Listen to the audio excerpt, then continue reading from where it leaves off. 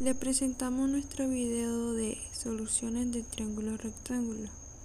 Los integrantes son Francisco Bárcenas, Zenia Lara, Dey Colmena y Joel Umaña. Soluciones de triángulos rectángulos. La solución de triángulos ha sido utilizada desde la antigüedad en áreas como la astronomía, la navegación y la geodesia para hacer mediciones de distancias inaccesibles, como la distancia de la Tierra a la Luna y la medida del radio del Sol, entre otras. Al resolver un triángulo consiste en determinar la medida de sus tres lados y de sus tres ángulos. La resolución de un triángulo se realiza teniendo en cuenta qué tipo de triángulo es y la medida que se conoce.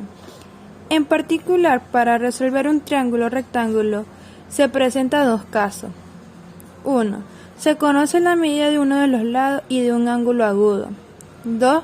Se conoce la medida de dos lados.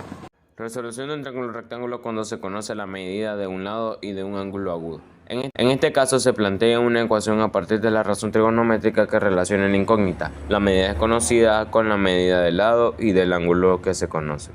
La razón trigonométrica que se aplique depende de la medida del lado que se conoce, el cual puede ser uno de los catetos o la hipotenusa.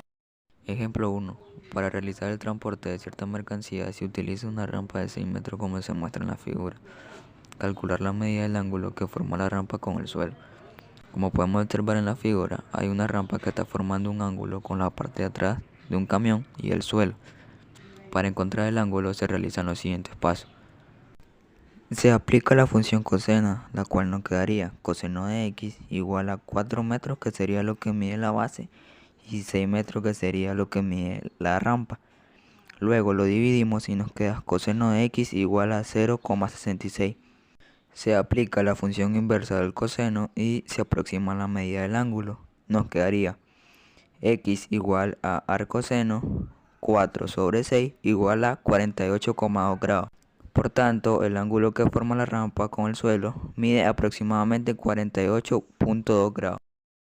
Se quiere instalar un teleférico entre los puntos A y B más altos de dos montañas, de 108 metros y 144 metros de altura respectivamente. Para calcular la longitud del cable necesario para unir ambos puntos, un ingeniero mide el ángulo que forma el segmento AB con la horizontal, obteniendo una medida de 32 grados. Calcular la longitud de uno de los cables necesarios para la instalación del teleférico. Primero, se realiza un dibujo de la situación ubicando las medidas dadas y la incógnita como se muestra en la imagen de la derecha.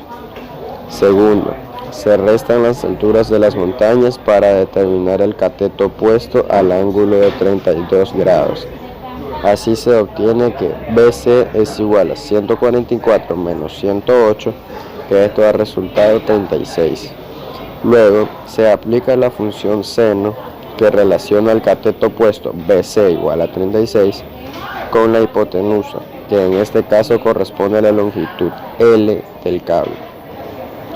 Primeramente se aplica función de seno, luego se despeja L y finalmente se aproxima a la medida de L. Finalmente, se tiene que la longitud de uno de los cables necesarios para la instalación del teleférico mide aproximadamente 68 metros.